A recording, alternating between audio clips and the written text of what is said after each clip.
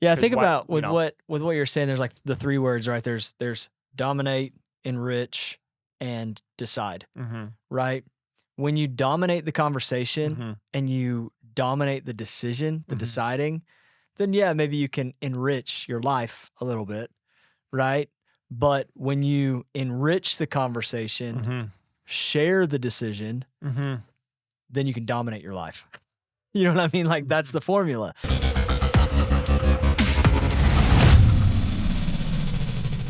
Hey, everybody. Thank you again for joining us for Own the Exit. I'm your co-host, Caleb. I'm here in the studio with Aaron, our What's up, co-host. guys? I'm your co-host Aaron. Come Welcome to Own the Exit. Own the Exit. Another episode. Yeah, this has been awesome. We're really happy. We've been able to land in the top 40 in the entrepreneurship category. Yeah, it's in terms of crazy. Podcast, Yeah, it's and very so cool. yeah, And we've got stay there too for the last exactly. since we launched. Yeah, growing listener base. So it's Mhm. really good. It's really good. We're excited, and I enjoy doing this. Got About a as lot of much new as, stuff coming in the new year as well. Yeah, it's gonna be Content awesome. and guests. So Really it's good gonna be guests good. lining up. Absolutely. So stay tuned. Hey, share this. You know, if you like Own the Exit, take some time, just share this with a friend or two so they can, benefit from the conversations we're having here.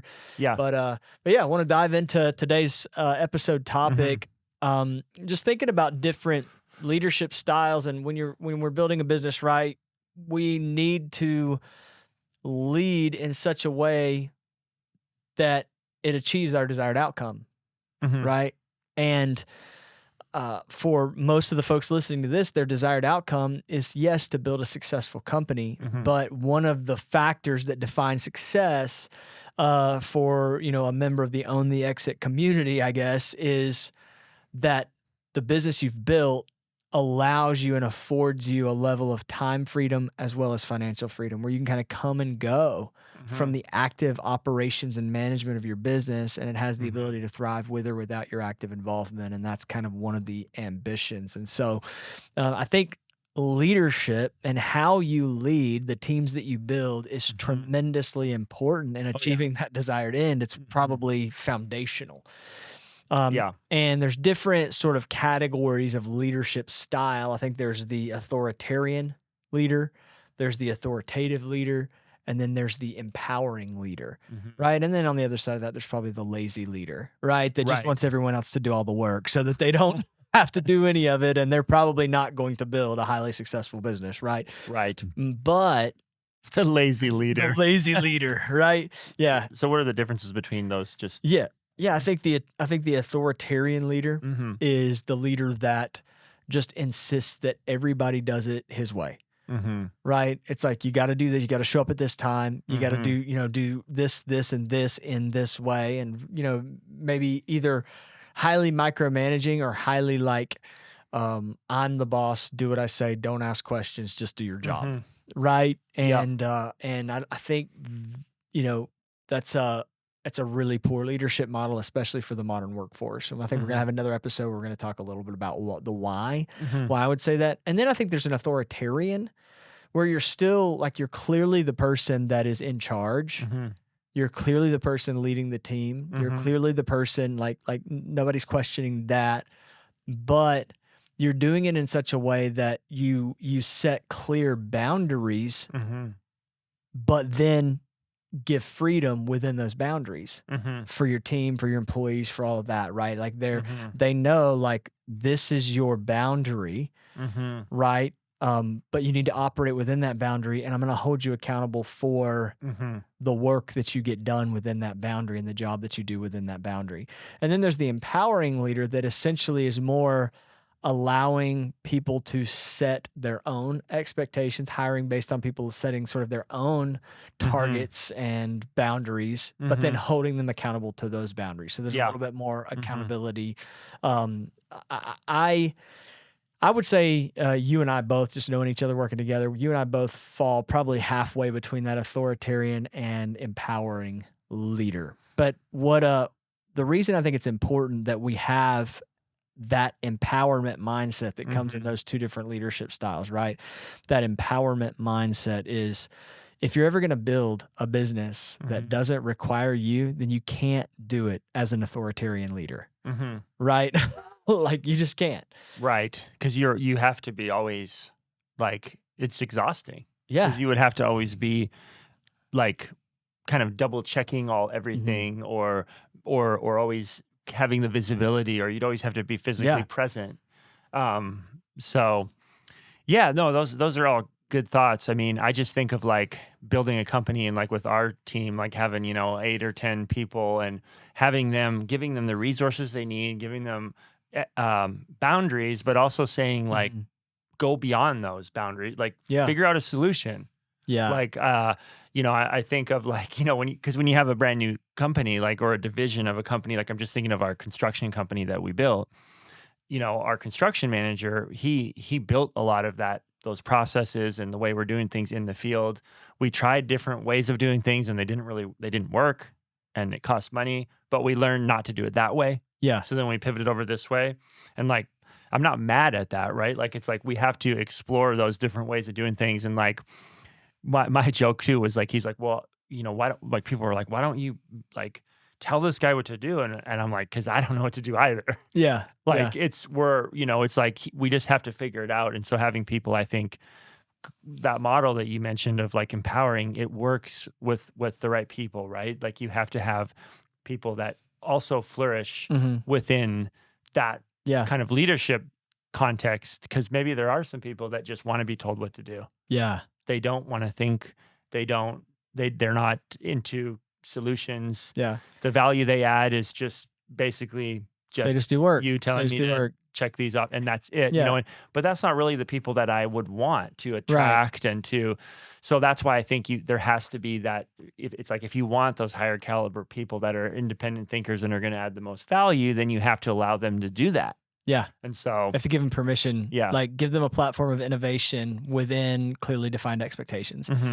Yeah. And that's why I think it's a hybrid between the authoritative and empowering leadership model that has the best possible outcome in terms of building a business that allows you to trust other people to manage and run so that you can have the freedom that you started building it for in the first place. Yeah. I think that's amazing. I was thinking just even about the hiring process, right? Like, because it all starts with getting the right people in place. It's more than just skills and experience. I mean, skills and experience play a role, but what we found, I think both of us, is that a lot of times we will prioritize shared values and the like untapped potential grit and determination of a candidate for a position above maybe the skill and experience, right? Because because skills can be developed, but grit and determination, a whole lot fewer people, and you can't teach that, right? Like very easily. It can be developed, but far fewer people actually do the things necessary to develop grit, determination, discipline, or that aptitude. Like you can't learn that. Like you can go to school and not, like, there's intrinsic qualities. That. Do you know Andy Elliott? Have you heard that name? Yeah. He's the influencer, does a lot of sales coaching. Yeah, absolutely. Dude, he's got like some crazy high expectations for his hires. Like when he hires somebody, that person's going to like kick it with him. Like they're going to be one of his requirements, and he talks about this. This is one of his first viral videos, was that he requires all of his employees to have a 6-pack. Not of beer. 6-pack abs, right? Wow. He requires them to have visible abs. He says, if you don't have enough discipline to have physically visible abs, you don't have enough discipline to work for me. That's rubs some people the wrong way. I know. Like I don't see how he could get away with that from like labor laws or whatever, right? Equal opportunity employment might tell. Yeah. Right. But well, I guess. No, I mean, it's his business, right? Yeah. It's his company. That's funny. He can run it. And there's obviously some of that would rub people the wrong way, but there's a portion of that they actually respect. Well, and there's a principle there, even if you don't want to go that extreme, right? Yeah. I'm thinking back to the construction company. I'm just thinking of like a situation that I learned, and I repeated this mistake 3 times, where I have a construction manager who his job is to ensure the success of the projects that we're doing. Yeah. So at the end of the day, it's like, hey, how did the project go, right? Was it within budget? Was the quality right? Was the timing that's supposed to be done within the right time? Those are the three metrics or whatever that we hold the team to. But I was making him use contractors that I selected, whether it was a friend or whether it was a guy I worked with before on a different project. Yeah. And so what happened is I made him use a contractor that I had used on a past project, and it didn't work out on that project. But then he was really in a weird spot because he was like, I'm being held responsible, but I didn't get to be involved in basically the process of how it was going to be successful. And like, I would never hired that guy. Right. And so then I had to realize like, okay, I just have to lay that down. Like I can't talk to the contractor. I have to give him that. And then like, he has to be responsible for like finding, training, firing, I can't be like, no, don't fire that guy. Like I have to let him run that, but then, at the end of the day, it's like, it's on him. And he likes that. He's like, I'm a grown man.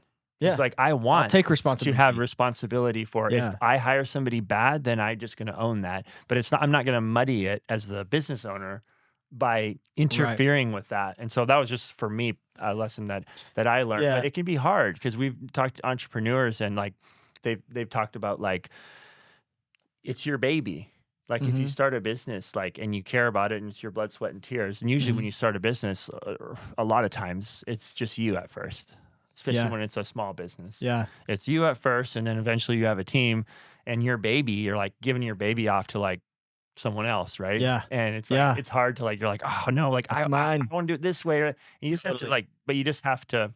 So I think we have that control, but like not even like we don't like mean like we're trying to do that. Like if we would just let go, our lives would actually be easier. Yeah, and better. And the business would probably grow. Yeah, because and my thing is too, I always want to hire people that are smarter and better and have more aptitude than I do.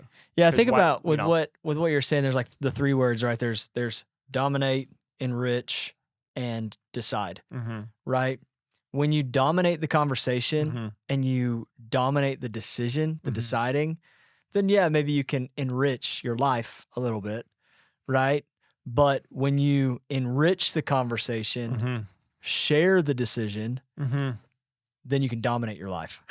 You know what I mean? Like that's the formula, right? Is when you can the more voices you can bring into a conversation, the more diverse the conversation can be, with people that within the context of those voices, like being people that care, right? Like the construction manager, Damon, right? I'm assuming that's who you're talking about, Damon, right?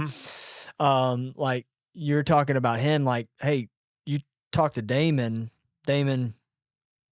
I've been dominating the conversation, right? I've been saying, this is who we're going to hire. This is what we're going to do. And not doing it in that way or any vindictive, mean way. It's just, this is how I did it before you were here. Not even thinking. Right. Of how that could work, But now it's, hey, I want to enrich the conversation by saying, hey, here's my thoughts. But Damon, what are your thoughts? Well, who do you think we should hire? How do you think we should do this? Let's share in making this decision collectively. I'm empowering you. I'm not always completely just giving it over you to make 100% of the decision, but I'm empowering you to inform the decision. And sometimes I'm just going to give it to you and say, just decide. Yeah. But if I just do that, then just know the outcome is on you. Well, and there's a process too of like, if you bring somebody on, of shadowing them or doing it with them. Yeah. And seeing like at this point, like I don't make any decisions. Yeah. Like, and it's actually probably just better because the decisions he makes are actually better than the decisions I would make. Right. That's why he's the construction manager and I'm not the construction manager. Right. So it's like, if I'm not bringing somebody on that's better than me, right, then why, it's almost like I want them to add value. So it's like, we have to be willing to not be the best. Like there's that saying of like being the dumbest person in the room. Right. There's a principle there. I promise you, if you can build a business where you're the dumbest person in it, then you will have a business that sets you financially free and time free. You just have to be smart enough to find smart people. Exactly. So, That's amazing. Well, man, this has been a great conversation. Yeah. I look forward to more conversations like this.